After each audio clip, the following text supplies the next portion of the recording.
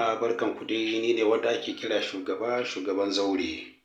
Don Allah a danna subscribing to my YouTube channel, kuma a yi ƙoƙari a sharing, a yi kuma commenting.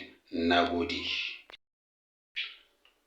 To jama'a, tunda MC Joey ya samu nashi karamawa, yau zan faɗa muku yadda aka sami suna Joey. In the year 1996, a lokacin da shi General Sani Abacha shine yake mulkin Najeriya, kuma a shekaran da aka ba ma Gombe ta zama state, an yi wani yaro mai suna Apollon.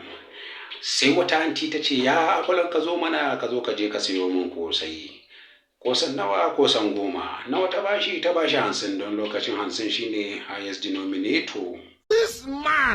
Denomination na kudin Najeriya. Shi Joey da ya karbi kudi, haba shi ya manta ya je sai kosan 50 an cika masa bakko bag da ita. Ba anti da ta ga Joey yana ta zuwa da abun yana ta ja da ta zo, menene daga kosai, ta zare ido ta ce wayo wi. Haba Apollon, mene ma da sunan kan nan da na ji wai Josiah ko? Ita ce ya ce Josiah, ita ce wi, ai Joey. Madalla.